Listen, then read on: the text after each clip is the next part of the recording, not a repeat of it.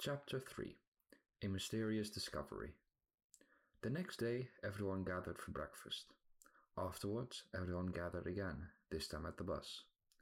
After another one of Karen's speeches, they headed for their first destination, Loch Ness. The Lake of Loch Ness. Bet that'll be fun, Haru said. Loch Ness, Drake corrected him. Oh. You know what I hope for? Drake asked. What do you hope for? Haru answered. That the monster of Loch Ness will devour that idiot Rex. You know that monster doesn't really exist, right? I know, unfortunately. We're here, Karen suddenly said. When everyone exited the bus, they were surprised by the view of a huge lake. There weren't many open spots because the lake was mostly surrounded in plants and trees, but through some gaps they could see how large it was. Okay, you can go take a look around, but don't go too far. At the time Drake's classmates had all split, he was still standing at the spot everyone just left from. He was staring at the lake, not sure where to go or where to look. But suddenly he saw an unusual silhouette in the water. Something was moving. The silhouette became bigger and came closer, and eventually something rose up from the water. The head and neck of a plesiosaurus-like creature appeared. The appearance of the monster startled Drake, and he fell over backwards onto the sand. He called for Haru, telling him to come. What is it? Haru asked as he came running towards Drake. What? You don't see it? It's the monster. Drake, there is nothing, just a blue lake. All of a sudden, Drake hears a voice, coming from the monster. Drake, we need you. Our world is no longer holding on and it's slowly being destroyed. He is too strong. The monster had a calm, welcoming voice, yet he sounded worried. You have been chosen from the start. Only you can save us. Please follow me. Drake had no idea what he was doing. It was as if he were in some sort of trance. He was being dragged in without him realizing it. Drake climbed on top of the monster and was slowly taken away from the shore into the water. Drake! Haru yelled in vain. Ah! Drake was falling and landed in a lake. He was all alone and couldn't see anyone. He looked behind him and noticed that he had fallen down a waterfall.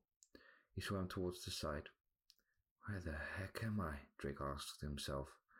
He ended up in a world he could never have imagined.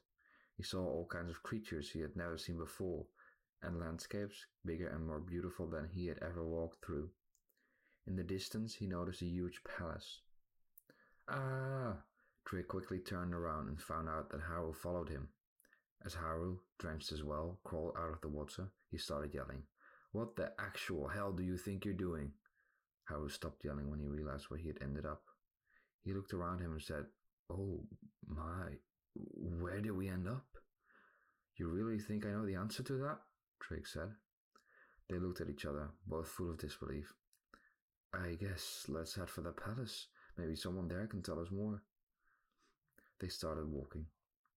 What happened, by the way? Haru asked. How could you not have seen?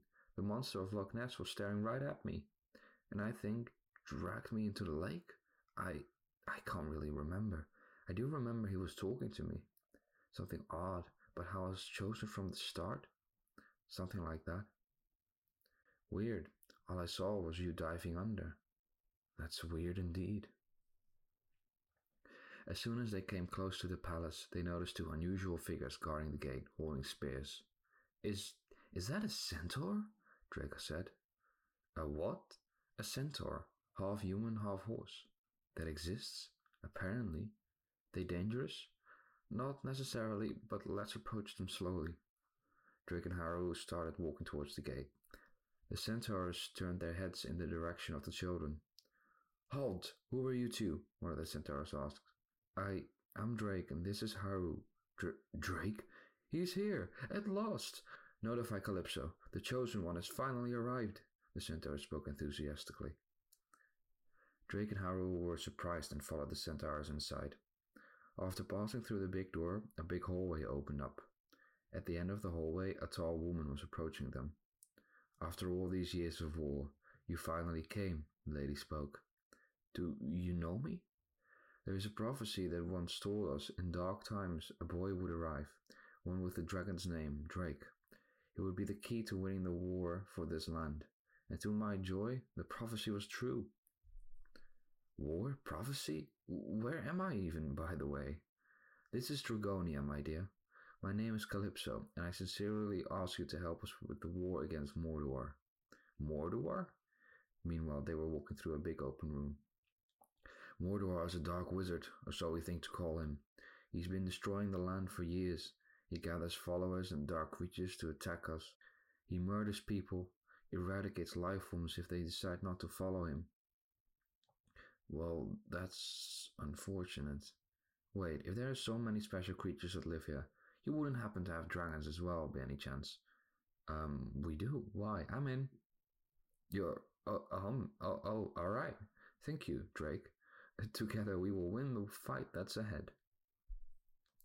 Drake had no idea what he started. He was barely listening, only thinking about the mythical world he had just discovered, and the creatures that he could meet. Drake was about to face so many challenges, and was going to need all the luck he could get. And not to forget, friends. The silence was interrupted by a familiar voice. Let me go! Calypso, one of the centaurs called for her attention. We have another volunteer. Julia? Drake said, surprised when he saw her. Hey Drake, could you perhaps ask your unusual friends to let me go? Julia requested. Oh guys, she's with us. Julia was let go. Apparently we just got ourselves some extra help, Calypso said with a smile. Sorry? Julia said worriedly. Calypso explained to Julia what she had told to Drake and Haru, and continued to talk about what Dragonia was all about.